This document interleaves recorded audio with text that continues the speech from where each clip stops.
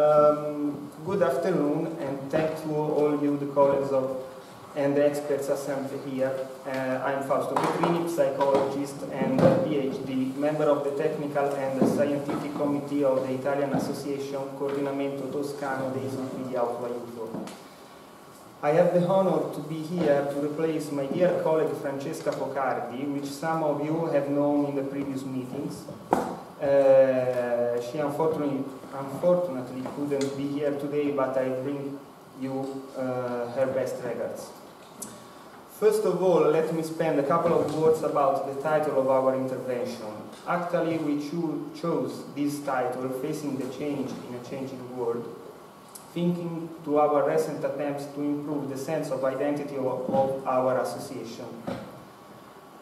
This is basically our plan in order to answer to the current modification in our socio-economical system of health and care.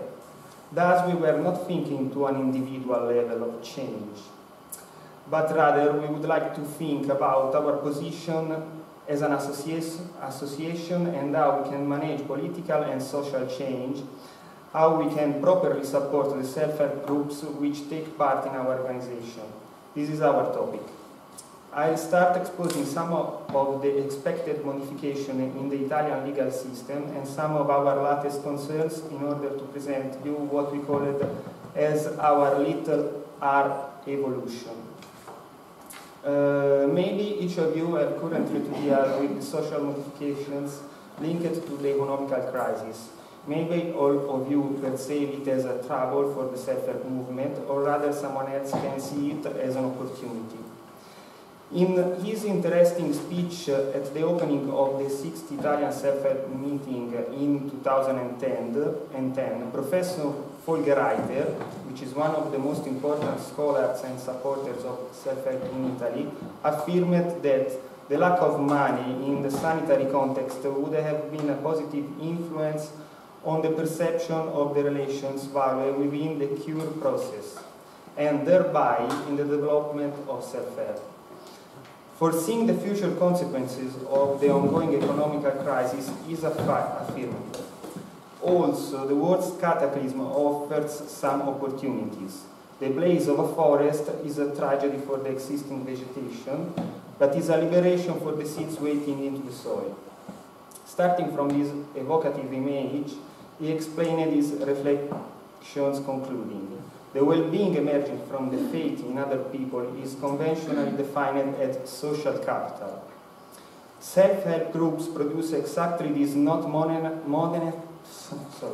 monetary but precious results. Money is decreasing in our welfare system, and we are sorry for that. But if we leave the claim to defeat the sufferance with money, and we attribute relations their value again, we will even carry on better. Well, this is a praiseworthy arrival point, and we firmly trust in it. But we don't know if this is an imminent coming scenario in Italy, where some of the recent decisions of our government suggest the need to get ready for other possibilities. And this was the words of Folgerreiter. A couple of months ago, our parliament charged the Italian government with doing a bill in order to reorganize the third sector, that is the voluntary system. This framework legislation will have the objective to coordinate voluntary activities and the free participation of citizens to the associations, regulating the potential of this sector in terms of economical growth and occupation. Some of the specific legislative decrees will concern, I don't want to read all these points, but you can see in bold type some of the more interesting topics for our discussion here.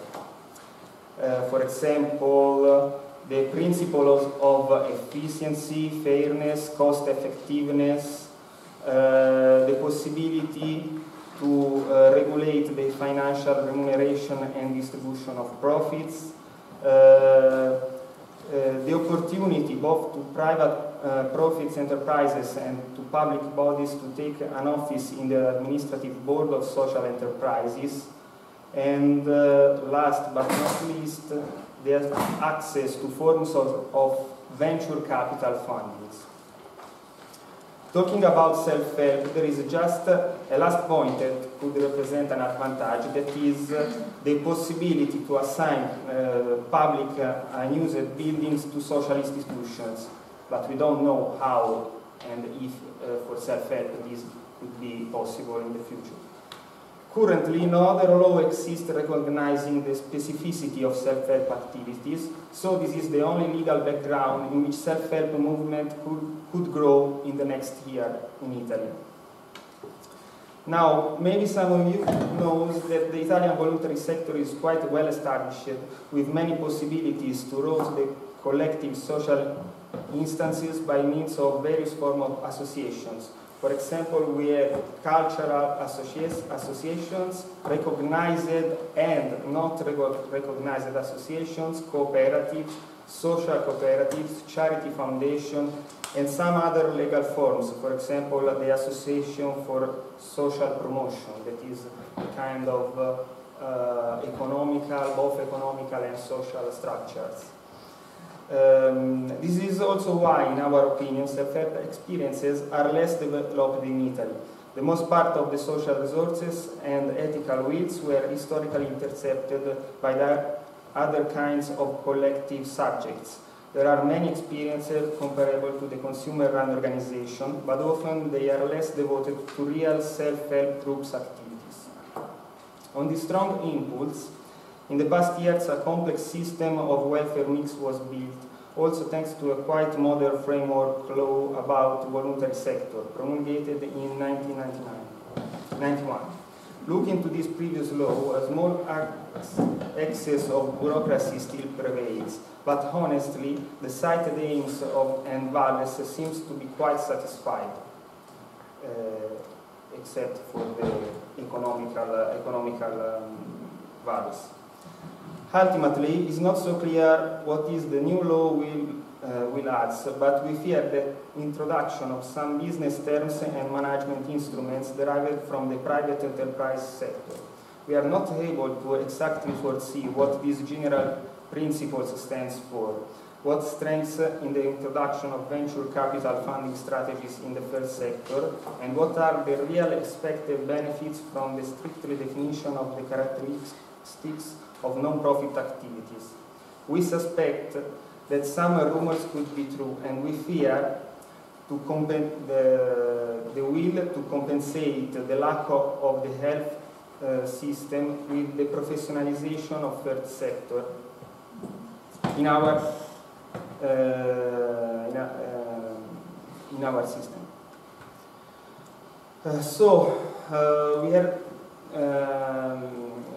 We are trying to look at this situation both in its strengths and its weaknesses. On the one hand, we can say that in time of crisis, mutualism and social capital seems to become fashionable once again. The voluntary system seems to be recognized as a sustainable way to manage the people troubles, and strong regulation of the third sector could be useful in order to prevent dishonest behaviors in funds management. That is really important in some places in Italy. But we have other kind of weaknesses that fears us a lot, because we can foresee the will to arrange big agreements with business exploitation. For example, business is an example, the business of immigration in Italy, with a significant penalization of the small associations. The standardization is another way to cut out the small association, like we feel to be. The professionalization of voluntary activities toward cost reduction in service, and finally, we fear a weakening of the self-help impulse toward empowerment and emancipation. And please let me expose some examples. In the previous meeting in Florence 2 years ago, we presented, you can see here a graph about this. We presented a wide research in the field of self-help and mental health. We found signs of these tendencies. Local policymakers often were thinking to self-help as a down-market therapy, cheaper and then suitable to support the economic rationalization in the services. This school of thought was having two consequences at that time. On the one hand, the promotion of self-help experience just inside the mental health services or in collaboration under their strictly control. On the other hand, the increasing request of researchers able to sustain this approach, looking for evidences of clinical effectiveness rather than giving emphasis to the subjective perception of participants. In the conclusion of the work, we wonder how these facts could be coherent with the declared aims of policies like emancipation of users, promotion of patients' participation in the institution's management, and so on. So, looking again to the word of Folgerreiter in 2010, we are not completely sure that spending review and loss of money in the third sector will automatically lead to a development of self-help activities, especially in the Italian system, where some associations have already a strong and formal role in the health service scenario. This is the case, for example, of Catholic, big huge association. Thinking to this perspective, our association started to think in how to manage the future challenge for self-help groups. Surely we need to adequate to these forthcoming tendencies, but we didn't want to fall into the line completely. The first step was to analyze the actual structure of our organization. Since the association arose in 1996, its members were other associations of people with health problems, so we are defined as a second-level association. Even if members of those basic associations participated to the annual board meeting and consultation, the real core of the activity was conducted by a group of professionals and volunteers not personally involved in health and social problems. This technical scientific committee, TSC, which is the origins. I'm sorry, I said it would be too long. It's all right. Okay. Which in the origins had just a consulting role, was becoming a substitute of the real actors of self-help. Thus, in 2013, a process of review started in our organization in order to think to practical matters like this. What role the professionals should have in the association, and who should speak with policymakers? What internal rules could foster the participation of consumers and members of groups in the association's activities? And finally, in 2015, we are here to present our little evolution, as you can see over there. We think we thought to, in the starting time, at a revolution, but these terms for us seems to be too erasing all the previous work, but we like to think to this like an evolution in reality. First of all, started from formal rules. Step 1, a better definition of rules and roles.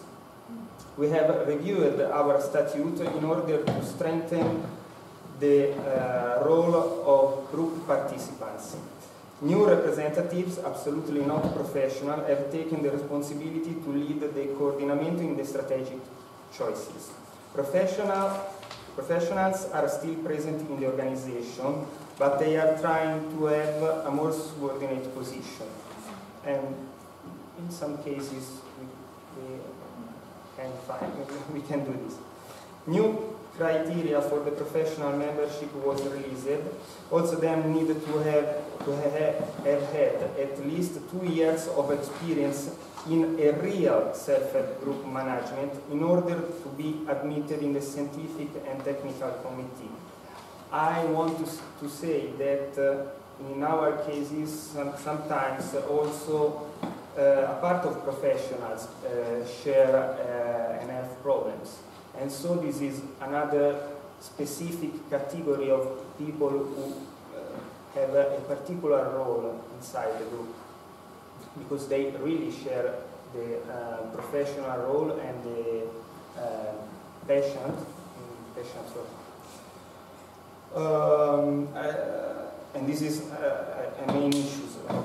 A second important milestone was a strong impulse to the communication activities, which are recognized as one of the most important skills to improve in order to help groups, to give them visibility and support. Specific funds were asked to our regional center for the support of voluntary activities, which is a sort of clearinghouse but for recognized associations. And so we asked for an expert advice about communication strategies, online tools, etc. And this is our final result. Now we can probably take advantage of a more appealing appearance, of a new logo, you can find some materials over there, and a new slogan, that is, I can make it but not by myself, that we think really... How is it in Italian? Posso farcela ma non da solo. Okay. I don't know if this is the correct, if it expresses the correct meaning in Italian. I can make it, it seems, come on, you can do that. This reflection about the need of an effective communication is also linked to a more strictly focusing on our real mission, that is mainly to offer an informative service, both to groups and to people looking for them. And you can see also our new flyer and our new website. So it's we had a good job with this external advice on communications. The last point, we decided to have a proactive role toward institutions. Since self-help groups and participants who want to have a key role in the new order, they can't remain disconnected from other bodies, but rather they have to connect them, affirming their different positions. So we have started to meet and deal with public institutions, asking for new specific services to the regional center of the support of voluntary activities, and trying to establish a new deal in order to affirm the peculiarity of self-help. I assure you that it will be quite difficult, but we are trying to do this. As a strategic action in this field, we are planning to strengthen the partnership with the university. In the last 5 years, a long-term relation was established with the Department of Psychology of Florence, producing a growing number of activities to sensitize the students to the practice of self-help. The driving force of this action is the firm belief that we must make aware the future professional of the correct use of self-help, rather than to convince current psychologists or practitioners to change their work. And we really trust in work with the younger and the new generation of professionals in order to have long-term results, better long-term results. Unfortunately, we think that, as a matter of fact, sometimes they are, the professionals, too compromised by different aims than care. For example, money, power in the services, etc. The connection with the psychology department produced in the last 5 years 5 graduation theses, plenty of professional trainees, a doctoral dissertation, the admission of a lecturer from the self-help context, and the organization of free seminars with a final roundtable where self-help participants could directly interact and teach to students. And a specific integrative course about the topic of self-help as a methodology, as a process, not intended as a therapeutic way of intervention. We are sure that this commitment will give significant long-term results. As psychologist and professor, I'd like to spend just a couple of words about the improvement that we have noted in students thanks to the self-help approach.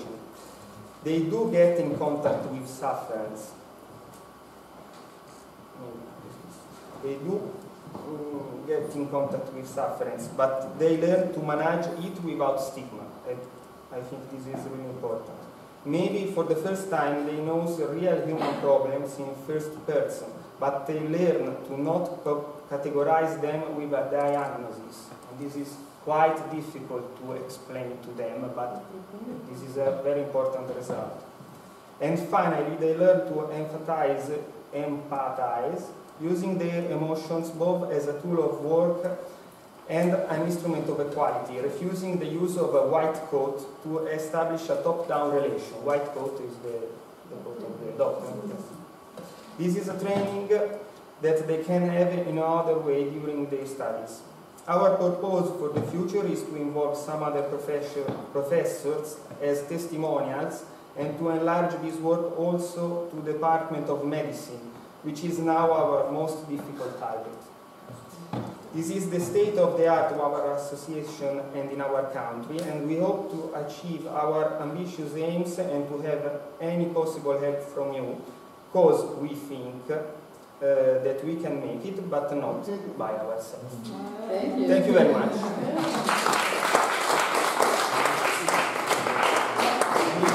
Our travel is too long. I say that it could be quite boring, but so have. So any comments, any questions, remarks?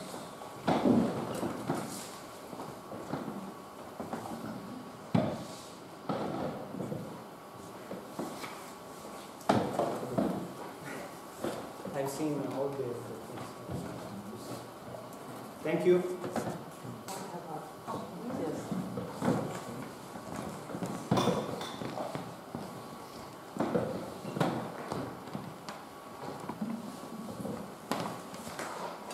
Have I understood right that university, you are a psychologist, you are now the initiative makers for self-help? One of the most important actors in this process, yes, of the link with university. Yes, but you have also, I remember Sarah and Francesca, they were working as a psychologist too. They had showed us a place. I'm not working as a psychologist. Now yes, I'm working as a researcher and a professor in university. Yes, so, but Sarah and Francesca, they were clinical and they have been active. They are also initiative makers. Yes. Yes, thank you. But I have to say that we don't want to refuse the involvement of professionals in our activities. We are professionals too. But I think it's quite important to establish that criteria that we was talking about in the morning. When professionals need to come back from the groups and lead the groups. So to do this I think it's really, really important to work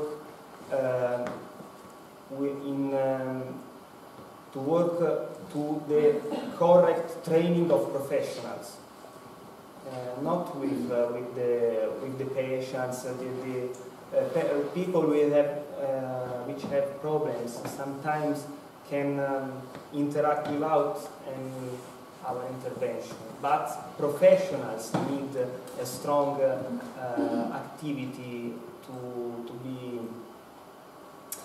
better work with self-help.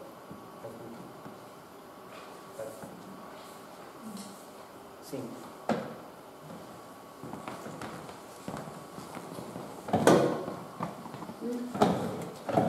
I would like to come back to the point that you create contact between students of psychology, I understand, and people from self-help groups, right?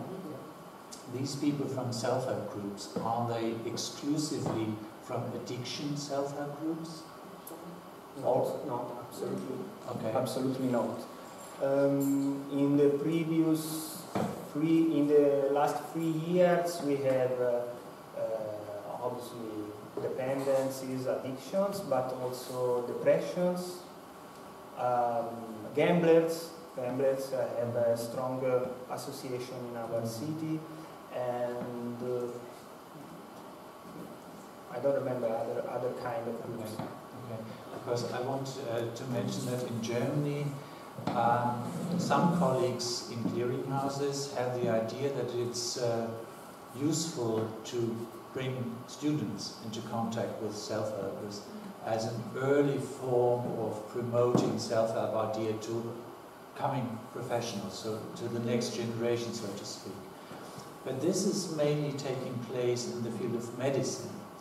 So we have reports, written reports, unfortunately it's in German only, from the field of, let's say, psychosomatic medicine, social medicine, work medicine, psychiatry, in these soft areas of medicine. And the report says they did it, usually they do it in a way that either people from self-help groups come as kind of lecturers, but even better is if they refer students to take part as guests in meetings, in group meetings, of course, if the group agrees to that. And the reports say that the students are enthusiastic about that, because for the first time they meet human beings. In psychology, they meet numbers and graphs, and in medicine, they meet dead bodies. Right? And then for the first time, a real human being shows up. So that's a very productive approach. That's what I want to underline.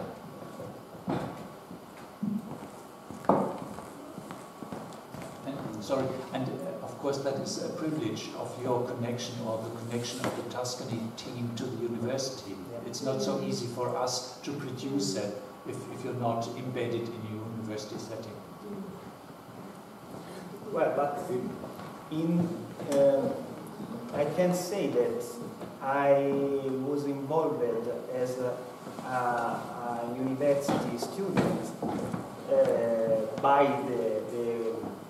our associations, and now I feel that I am a part of the association. So yes, it's difficult, but working with students, as I was some years before, so at least it was we can manage this kind of link.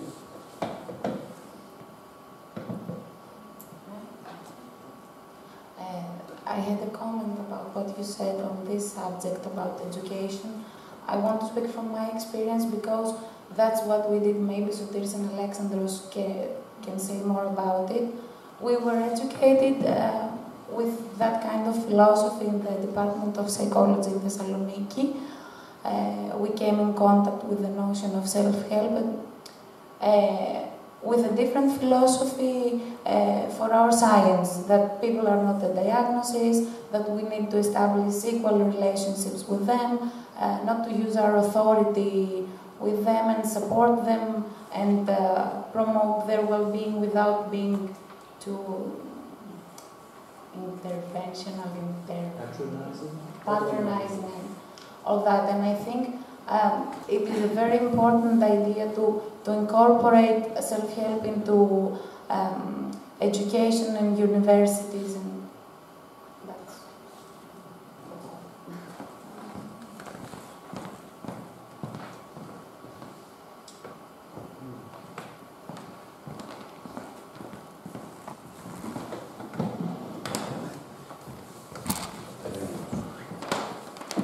I just want to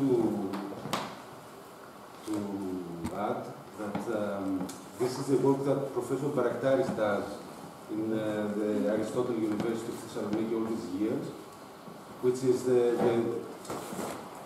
his lesson that it is social exclusion in many fields is done by the self-helpers or the interested ones. Many years now.